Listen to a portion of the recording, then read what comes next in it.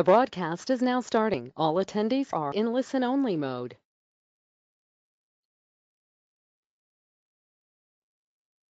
Hello, everyone, and welcome to today's webinar on Capture Core Competencies. This webinar is a follow-up to a popular worldwide presentation presented just a few weeks ago at a virtual global conference hosted by the Association of Proposal Management Professionals, or you may know them as APMP. I am Mallory Price and will oversee this webinar today. Joining me are Eric Gregory and Brad Douglas. After retiring from Senior Vice President of Capture and Proposal Development for CACI, Eric Gregory joined Shipley as a Senior Vice President of Business Winning Services.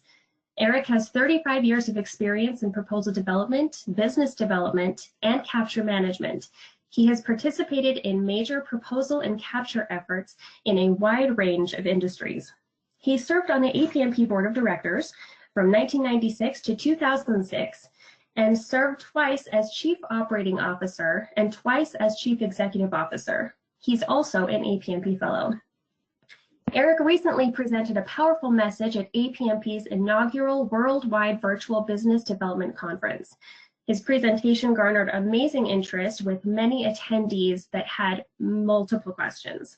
We've captured many of those questions and asked Eric to address those in this webinar today. So Eric, thank you for joining us. Thank Brad you, Mallory. Douglas. Thanks, Eric. Brad Douglas is also with us, and he is Executive Vice President of Global Strategy at Shipley and will moderate this webinar. Time permitting, we will address your questions, and we'd love for you to submit those on the questions tab of your control panel. So without further ado, Brad, I am going to pass the mic on over to you. Okay, thank you, Mallory and Eric, and all of you for taking a little time out of your day, your busy day, and joining us for this. The conference that APMP put on recently, virtual conference, was really a great experience. A lot of good learning. Eric's presentation was very well attended, and garnered a lot of feedback, and so we thought we'd give Eric a little more airtime here and invite many of you who might have participated in that to learn a little bit more and do a deeper dive into that topic, this being capture.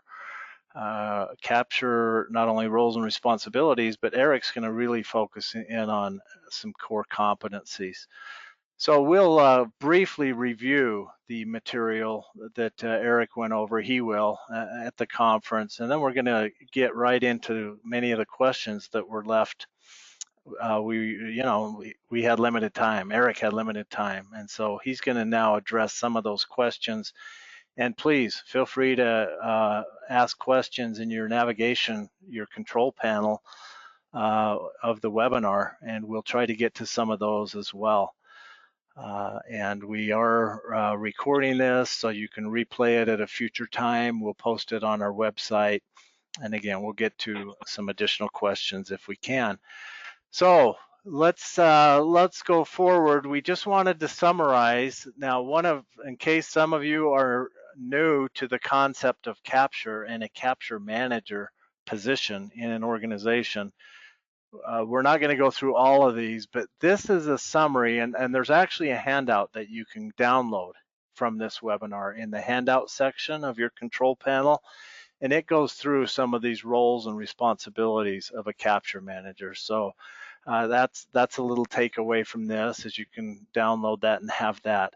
But this shows some primary responsibilities that typically a capture manager has, and some secondary responsibilities that often go with that role in an organization. And so I'll let you just look at that for a little bit. And again, you're able to download that handout so that you have something like this. So if you're looking at maybe developing a job description, a role description, this is a really good starting point for that. The other thing that goes with being a capture manager, and we want to just lay this foundation, is we as capture managers, we have to be in touch with so many different people and so many different organizations within our companies. And we have to be the touch point and the information gatherers and collectors, if you will, of information. So we wanted to lay that groundwork as the foundation for a proposal manager role before diving deep into these capture competencies. So, Eric, if you'll now take us through these core competencies, go through them all, the four, and then one at a time, and then as soon as you've overviewed this, I'm going to pose some of the questions that were left unanswered from your presentation a while back. So, Eric, if you'll take it away. All right, thank you very much, Brad. Yeah, I think this is a fairly simple concept, but in terms of looking at the core competencies, there are four that I think are really outstanding that people need to pay attention to. There are obviously many more competencies that you should have in terms of capture, but unless we have these four, we're definitely not going to succeed more than we fail. Leadership is absolutely critical. Customer analysis is something that is really important. Win strategy development and execution. And then, of course, one that people forget is proposal development. Now, leadership is critical because most capture managers don't really lead. Leadership is a very important skill that involves managing, leading people to achieve an objective in a way where they're going to have a high probability of success. And leadership skills are different than management skills. We'll cover that in a minute. Customer analysis. The reason capture managers sometimes fail here is very often capture managers are not customer facing and have very little interchange with the customers they're actually bidding to. Win strategy development and execution. Hey, if you don't have the right actions and execute them, your probability of win goes one direction, and that way is down. And then, of course, the most often ignored skill is proposal development. Good capture managers can also and must be good proposal managers. That's the end of it right there. There is no debate about that. I've seen it in action too many times. So moving on, we have some essentials that we need to look at in terms of leadership. We've got to be able to create a vision. That's absolutely critical to making sure that we lead people to where they're going. This has to build.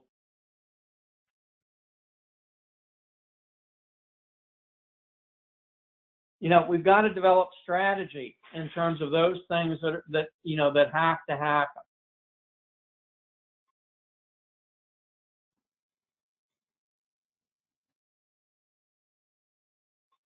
Action.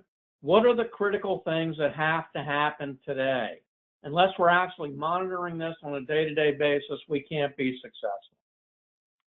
And then expectation setting. You have to have high expectations for your team. And if you don't establish those, you're generally just going to get poor performance. We always have to make sure we're moving forward, never backwards. If you start to see retrograde activity on your capture, do something different to impel those actions that are going to make the team successful. Inspiration is very difficult to come by, but we are responsible for inspiring that team to do the things that they need to do. We want to make sure that we're driving them. And communication. 99% of all problems on a capture effort can be traced to poor communication. And then finally, we want to reward. We want to make sure that the team knows they're going to be regarded as important and receive some kind of acceptable awards along the way and afterwards that will, make them want to do this again. Eric, I'm going to just jump in here as far as the reward piece. And I know here at Shipley, you've done a lot to help us along in this regard. Are there ways to reward good, excellent work when it comes to capture and or proposal work that isn't necessarily monetary? I mean, what have you found successful in creating or offering rewards that are still meaningful but not necessarily cash? Well, the most important thing is recognition. Okay. People like to be recognized for the contributions they make, and they like to be recognized publicly. So anything that we can do in a public forum within an organization to demonstrate our recognition of superior performance simply through accolades, sometimes even certificates, sometimes just any kind of little symbolic gift that can acknowledge a person's contribution to efforts goes a long way to inspiring them to do more in the future to participate in major captures. It's amazing what a little bit of recognition can do to enhance people's willingness to participate. So, successful capture leaders. Hey, whenever I go into an organization and I find that there's a problem with capture, I usually hear people saying, well, we never see the capture manager. Capture managers need to be visible 100% of the time. Those expectations are critical. Without expectations, you're going to get the performance that you ask for. And if you're not asking for high performance, you're not going to get it. We have to focus on increasing probability of win, because if we can't measure it in terms of its increase every day, it's going one direction, which is down. We always want to make sure that we work from a position of knowledge. That's internal knowledge, customer knowledge, and competitor knowledge. We never want to be devoid of knowledge, because if we don't have the right knowledge, we can't make the right actions happen. Also, we've got to make sure that we have that capture plan. I can't tell you the number of times I've asked for a capture plan. Organizations don't have one, so I don't know what they're executing against to measure performance. Process and discipline. We don't become slaves to process. We use process to advance our position, because we have to know where we are and where we're going. It's that simple. And then the most difficult thing for a capture manager to do is, when you know it's a bad deal, go to your executives and recommend a no bid. That's the most responsible thing you can do. It's hard, but it must be done. Eric, let me chime in again. When people registered for this webinar, they had a chance to submit questions with their registration, and several of the questions, I'm jumping back up to this third bullet here, had to do with P-win, probability of win. And do you have just some top of mind thoughts on, I know it's important that we track P-win regularly. In other words, it's not just a one-time snapshot, one and done. We have to track it. And like you said, we have to show incremental progress. Do you have an idea for us on how often we ought to be pulsing and checking that P-win to make sure we're on target? Well, at least once a month in a major capture, and if it's a shorter capture, you may have to do it once a week. And the easiest way to determine whether your P-win is going up or down is look at your action item list. If you're accomplishing your major actions, it's probably going up. If you're not accomplishing your major actions, it's probably going down. You also should be surveying the competitive environment to look at what your competitors are doing and what their interactions happen to be with the customers. And if you find, that they're having significantly more interaction with the customer than you are currently, well, there's a good chance your P-win is going down. So there are some fairly simple things we can do to assess over time whether P-win is going up or going down or remaining neutral. And remember, we always want it to be going up. Okay. I'm going to, again, interrupt with one other question that came in at registration from a few people, and it has to do now with price to win and a capture manager's responsibility around price to win. So I'm going to kind of try to encapsulate 2 or 3 questions into one here. Eric, what really is typically the role of a capture manager when it comes to price to win on a pursuit? At the end of the day, the capture manager, in collaboration with professional price to win people and the business development or salesperson, needs to establish what the price to win is. Now remember, price to win is a range. It's not a single number. But the capture manager is ultimately responsible, like I said, in collaboration with some others in establishing what that price to win needs to be, because that price to win needs to drive the solution. The solution does not drive price to win. Okay, good. Thank you. All right, we are going to jump over to, these were actual questions that were submitted in the chat window during or shortly after your presentation at the virtual conference. So we're going to have you address these now, and then Mallory, if there's other questions that people are submitting live during the webinar, feel free to chime in, and Eric or I will try to address those. So Eric, the first question that was left unanswered was, in your opinion, which are more important for a capture professional? Technical and domain knowledge and expertise, or people and interpersonal skills? Good luck with that one. Well, this goes right to the heart of leadership. And in my opinion and my experience, it's more important to have those people and interpersonal skills, because ultimately what you have to do is take a diverse team of technical experts, financial experts, and proposal experts and lead them to accomplish an objective, which is to win the opportunity. That cannot be done without excellent personal and interpersonal skills. And so I will always take a capture manager who has those skills over one who has the technical and domain knowledge, because that's what my technical folks should have. I need to be the driver. I need to be the leader. I do not need to be the technical expert.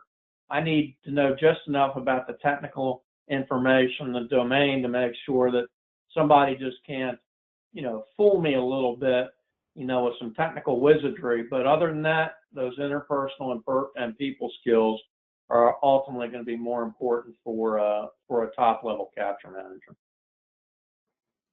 Okay, good. Thank you.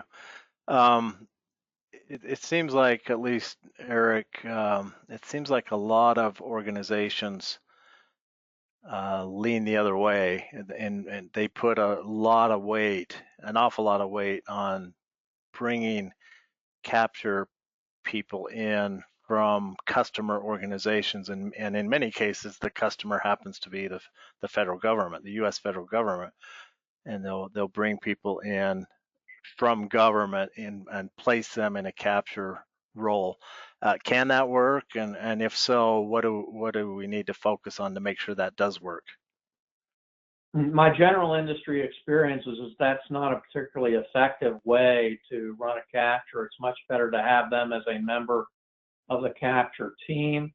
It can work, but it particularly works better when it's people from, I'd say, from federal R&D organizations as opposed to program organizations.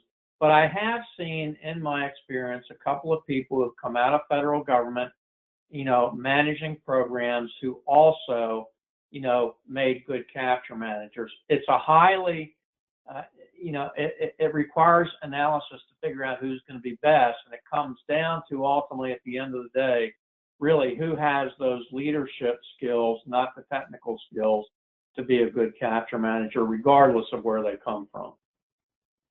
Okay, good. Thank you. Thanks for elaborating on that one. Okay, the next question coming out of the session you did was, how does sales differ from capture? And these are terms that are thrown around a lot, and they mean a bunch of different things to a bunch of different people. So in your mind, how does this differ? Well, to me, the sales part is gathering critical information on the customer, and I want to distinguish that between sales and selling, because selling to me is taking what you have and trying to, literally sell it to a customer, whether it meets their mission or functional need or not. So let's focus on sales, which is gathering the information about the customer, who the customer is, what their preferences are, what problem they're trying to solve. And capture then becomes the translation of that information into a solution at a price that that customer is willing to buy.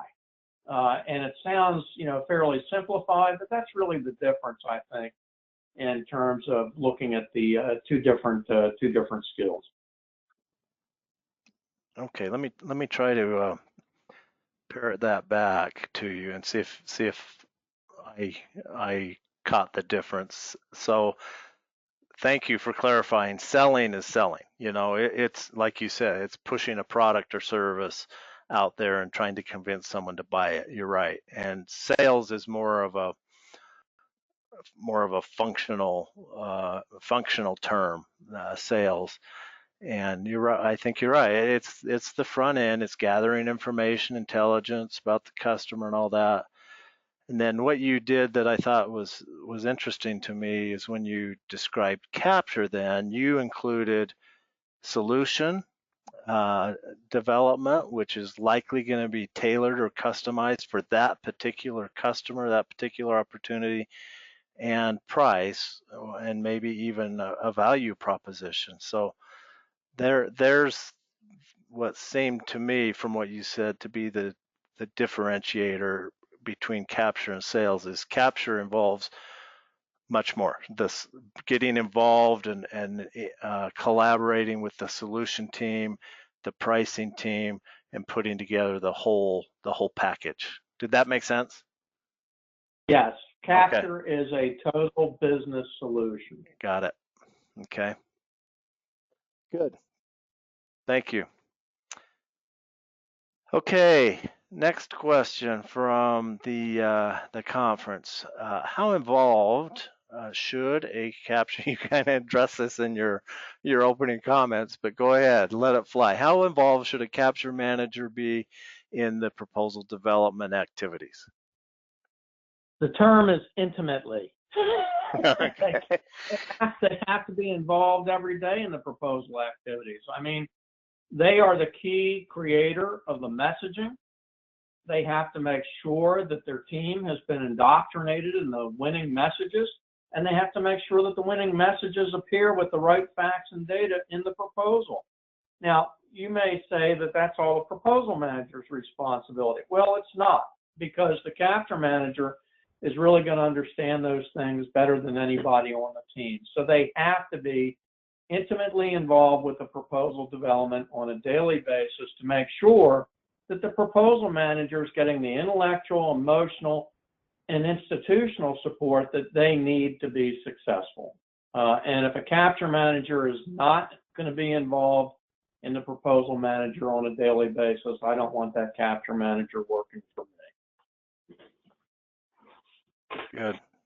Thank you. And what really makes sense based on what you said, Eric, too, is a lot of those probably on this webinar, and a lot of organizations aren't big. They're smaller companies, smaller organizations, and we don't, as a smaller company, we don't have the luxury of having full-time, quote, proposal managers on the bench or on our team, and it's a role that has to be, you're right, the capture manager, opportunity manager, pursuit manager, whatever we title it, has to be the one that drives that message and that presentation, proposal, briefing, whatever it is, to the customer, because we don't have the luxury of handing it off to a full-time dedicated proposal manager. That's a luxury larger companies have. Smaller ones don't always have that. So, all right. Thanks for that, Eric. The next question that was left on the table was, can you provide some suggestions on how to bridge the gap that exists, interesting, between sales team and capture managers Since capture managers are not often meeting with clients or knowing their needs, okay, whoever asked this question felt that way. I understood most capture managers do meet with clients. Go ahead, take this, Eric. Yeah, most capture managers should meet with clients, but if they're not going to necessarily be meeting with clients, the way you close the gap between the sales team and the capture managers is you have a really good capture plan that documents all the essential information that you need, to make sure that we thoroughly understand who the customer is, what's important to them, and what answer they want to their mission or operational questions is going to solve their problem for them. So without that capture plan, you can never bridge that gap effectively. So that's the easiest way to do it if you're not going to have capture managers interacting regularly, with the customers. And so let's make sure that, that our sales teams are in fact generating those highly valuable capture plans that document all the essential information required in order to increase probability of win. Good, thank you. All right, next question. Have you a view on whether capture managers should be customer facing? Okay, pretty related questions here. Thoughts? Yeah, I think they should be, and I know it's not always possible, and I know it's not always, we're not always able to have them as, as customer facing as our business development or sales people. However, they should participate as much as they possibly can in customer meetings, because they have to be able to have a relationship with the customer. And I've been in situations, where I've had to, kind of operate as a capture manager in both environments, both where I was very customer facing and when I wasn't. And I will tell you that my best captures and I felt most comfortable was when I was customer facing and was able to meet along with both the business development person and the technical folks with major customers in order to be able to understand what was important to them, because I was getting to see that through my own lens, and I would have my own interpretation of what was important and how we should proceed to solve the customer's problems for them. So I think it's very important for the capture manager to be customer facing whenever possible. Okay. Great. All right. The next question. Boy, there's a lot of questions that were left about sales and capture and how they intertwine and connect. Our sales personnel right now create our capture plan, but it's a struggle to get them to share the plan in a collaborative way from beginning to end. We just get a copy of the plan, and then whoever submitted this said, I'm working to change this. Do you have any suggestions? So I think what they're looking for is, and I hope this person joined this, do you have suggestions on how to do more than throw a capture plan over the wall and say, here, have at it? And yeah, the easiest way is to put the salesperson or business developer, whoever is developing that part of it, put them in a position where they actually have to brief the plan to the team. Because once you put them in a position where they have to brief it, number one, they can't fake it. Number two, they have to come up with real information.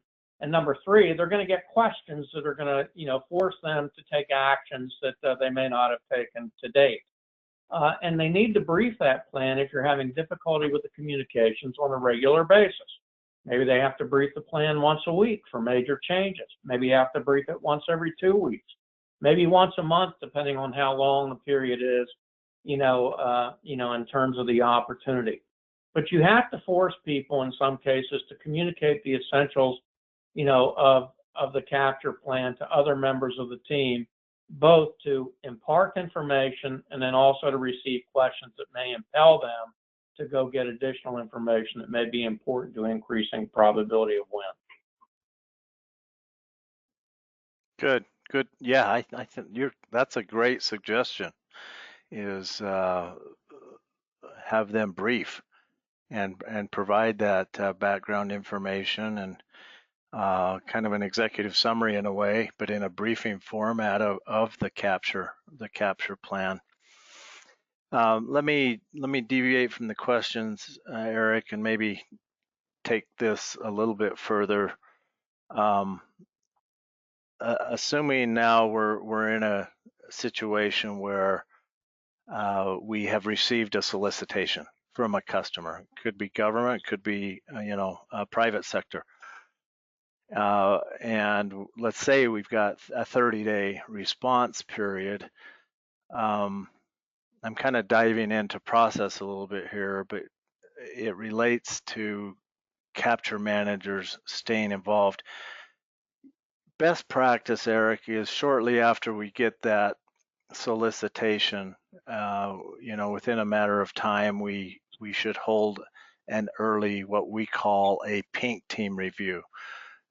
We've received the solicitation, we've gone over it, we've had a proposal kickoff meeting, and then at some point shortly thereafter, we're going to hold a pink team review to evaluate and assess our strategy. What is the capture manager's role in that review? Well, I've always done it as a capture manager, or I was part of the review team, and the reason I say that is it forced me to take an active part in ensuring that that the pink team is both conducted in a way that's going to make it the most important review, and also make sure that I'm involved at the point where I can have the most effect on what's going to happen after pink team. So I usually, as a capture manager, like to be a member of the pink team, even though, I defer running the pink team to the review team leader that's been appointed by the company. But I definitely want to take that time to not just receive comments from other reviewers, but to make sure I'm making my own judgments in terms of where we are and where we need to go. Okay. All right, good. All right, let's see. The next question that had been submitted after your presentation, can you give me some examples of great win strategies? Maybe if you don't mind, I didn't. This is all unscripted, but maybe you could define win strategy first a little bit, and then provide a couple examples if you have them. Well, first, win strategy is not necessarily just a thing. Win strategy is a series of actions that are ultimately going to put you in a position where you're delivering to the customer, their preferred solution.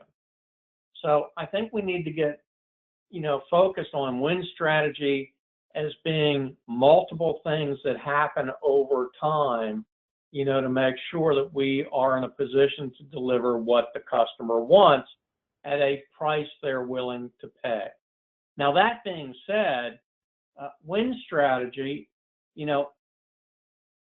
there is no example of win strategy. And the reason I say that is that win strategies are highly tailored based on the customer, the solicitation, and the problem that the customer wants solved. So it's pretty hard to give any kind of specific example in terms of what a good win strategy or great win strategy is, except to say a great win strategy makes sure that we understand who the customer is, the problem they want solved, and we deliver a solution to them that's acceptable in performance and price that puts us in the position where we're most likely to win. And that's about the way, the best way I can describe it. But to say that there are some superset of win strategies that can be used in any given situation is simply not true. Boy, thank you for clearing that up, Eric. I wish we could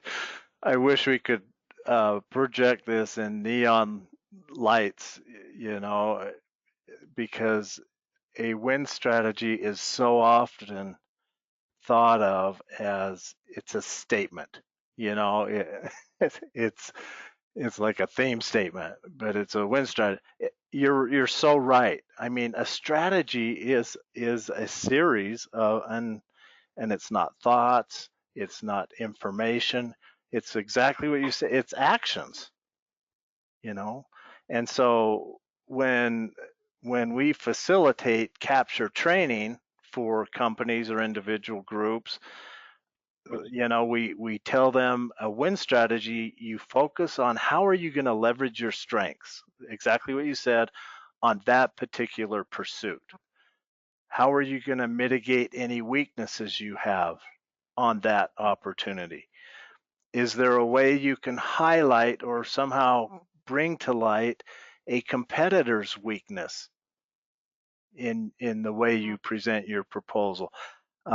Is there a way that you could somehow downplay or bring yourself equal to the competitor in areas that you feel they're strong? So you're right, it's a series of actions that we should be taking to win.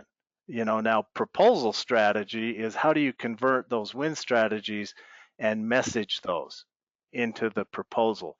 And so this is where I think a lot of people get confused. Win strategies on the opportunity, proposal win strategies, and they're very different. Okay, thanks, Eric. Those were the questions that were left after your presentation. And Mallory, I'm going to turn to you. Are there a few questions that people have been submitting live that you've been keeping an eye on? Yes, so we did get one going back to PWIN. So this one says, our PWIN tends to be an arbitrary calculation by our executives. How can I encourage use of a more accurate formula, and what formula do you recommend? There's a couple of different ways to do it. We actually have a tool that helps calculate or determine, P-win by looking at some fairly simple things. Number one, does the customer know us? Number two, when was the last time we interacted with the customer? So there are a series of things like this that you can put together that, are fairly accurate and reasonably objective.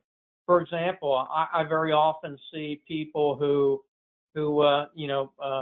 bid on opportunities that they really have no past performance. And so that affects both the two things that are really important to customers, which are capability and credibility. So you can build some fairly simple parameters around P-win in terms of what's important to a customer to get some objective view, and it can be binary, or you can assign percentages to it, and it should give you a reasonable kind of go or no-go proposition as to whether you should bid or not. And again, we do have a couple of tools that we use to do that, and a lot of organizations create their own. I think the key is don't make it overly complicated in terms of looking at that, but it certainly needs to be a little bit more than just somebody's intuition, because, for example, do we have past performance? That's a binary thing. It's a 0 or a 1. You either do or you don't, and that can do, that can make a significant, difference in determining whether a customer is going to view you as both capable and credible in terms of, being able to perform. So that's the best way to do it, is create a little simple tool that allows you to look at that as objectively as possible. Good. Yeah, I just want to echo a little bit and add, if we're going to be a little more disciplined about our probability of win, it's much more than a calculation. It's actually a exercise in really honestly, unbiasedly seeing where we're at. And I think one of the big keys then to the P-win is creating those win factors. So there's got to be 5, 6, 7, 8 specific factors that we're weighing, we're assessing, that go into that P-win. Eric said past performance could be one. Incumbency could be another. Have we done business with this customer before? Could be another. Are they familiar with our company, our performance, and our solutions? Could be another. Price, the price to compete could be another. You know, how much are we willing to invest in winning this opportunity? That maybe ought to go, not maybe it's not a P-win factor, but it's got to be evaluated. How much are we willing to invest and spend? So that's this whole idea of probability of win is a great topic, and it's a discipline worth exploring in your organizations. Mallory, any other questions from the group attending today? Yes. So earlier we mentioned, you have to be a good proposal manager to be a good capture manager. So I think this question goes along really well with that. What advice would you have for a proposal manager to gain the competencies to start serving in a capture lead role? Well, first off, is that one thing I've discovered is that most really good proposal managers already have some of those competencies because they've received so many bad handoffs from capture managers that they're sensitized to all the major critical issues. So hopefully you've already kind of experienced some of that. I think some of the other things that you can do is that if you're a really good proposal manager and you want to evolve and do capture, is to lobby to get yourself assigned to an effort both as proposal manager and deputy capture manager, so that you can learn to combine those skills in a way that's effective for your organization on any instant effort that you might serve on. Because if you can fulfill both of those roles, the capture manager is getting some much needed help, and then you're getting an opportunity to do more translation of the capture manager role and information into becoming a better proposal manager, and also helping to manage that transition from capture to proposals, which very often is a failing point in many organizations. I think the other thing you can do is, if you're a proposal manager and you want to learn, is you find the best capture manager that you have in the company and you try to get them to sign up to be your mentor. And if you can convince them to do that, you learn a lot simply by asking questions, watching, and working with them on particular efforts, even if you are the proposal manager. Most of us learn these things by working with others who do it very well, and by assimilating those skills into our repertoire because we watch people do it right. And that's the best way to go ahead and get education and experience in terms of being able to be not only a great proposal manager, but a very good capture manager. Excellent. Mallory, we probably have time for one more, if there's a question. Okay, we do have a couple. Let me find the one I was thinking about. Okay, so what are the pitfalls of having the same person acting as capture manager, proposal manager, and customer account manager? Well, I think if you're asking one person to do 3 jobs, they're pretty likely only maybe to do one of them well and the other 2 not so well. I think there is a danger in that in terms of simply overwhelming an individual. One of the important things that we know in terms of good capture is you have to have time to think. And if you're doing too many jobs, you don't get that time to think about strategy, to think about solution, to think about what information means so I can translate that information into actions that are going to make a difference over the long term in terms of increasing probability of win. So if we simply overwhelm people with too much work, they don't get the thinking time. And it's the thinking, the synthesis of information that results in good actions that ultimately are going to lead us to a successful capture. So the downfall is just giving people too many things to do and then compromising their ability to think. And in business, we see that happen every day, and it's not a good way to try and manage a capture. Give people the time they need to think to be able to define the right actions needed to make sure that we win. Excellent. Good. Mallory, is there one more we can sneak in? Yeah, there is one more. Okay. So we have a few going on here, so this is great. So we've talked a lot about, capture and the roles and such, but what are the essential elements of a capture plan? Well, I mean, I think, if you want to summarize it at a very high level, I mean, there are a couple things. The external analysis, and external analysis, is basically the analysis of the customer and the analysis of the competitive field. So we have to make sure we do the external analysis. We have to know the customer. We have to know who our competitors are. We got to know their strengths and weaknesses. We have to know what the customer wants as far as a solution to the problem that they've proposed. So you have external analysis. Then you have internal analysis. What is our capability and what is our credibility? If we don't do that, we're never really going to be able to put together a plan that's going to make a lot of difference. And then we have to have our fundamental action plans, that are going to lead to, consummating the strategy that we've put together, which is a series of actions that are ultimately going to, end up in a win. And then, of course, we have to have, as far as our capture plan, that analysis that tells us, what the price to win is. Because if we don't understand what the price to win is and force the price to win to drive our solution, we will end up with a very elegant solution that the customer cannot afford.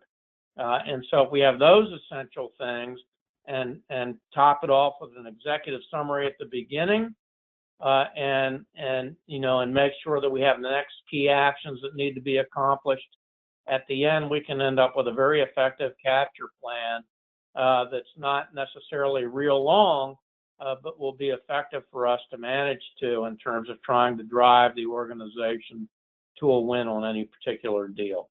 So it's actually pretty simple to get it together. We just have to make sure that we do it and do it right.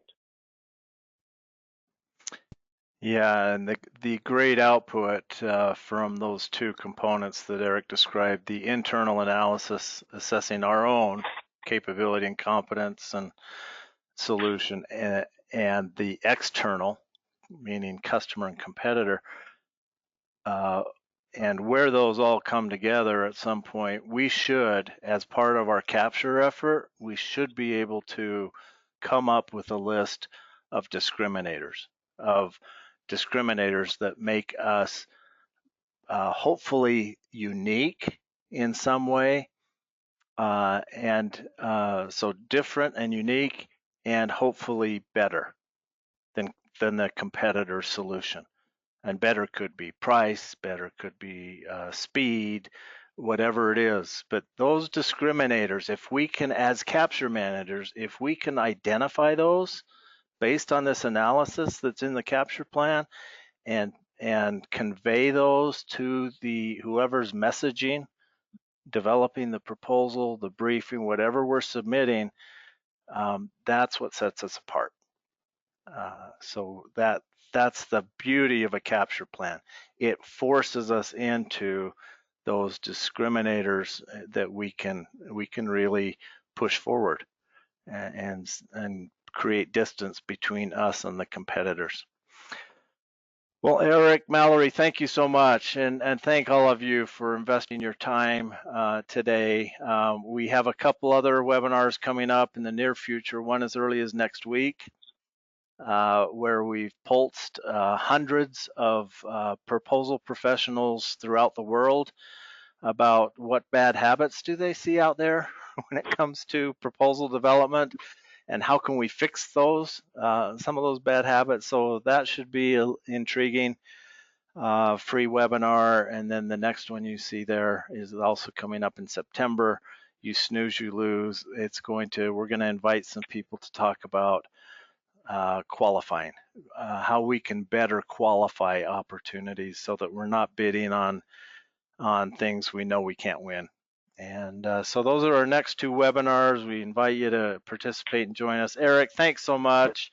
Mallory, we'll hope to have you back on a future webinar.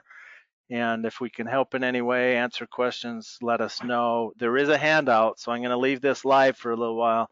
You could download that handout in your control panel if you'd like. So thanks. Have a great rest of your day. Be safe and win your next big pursuit. Take care. All right. Thank you. Thanks. Thank you.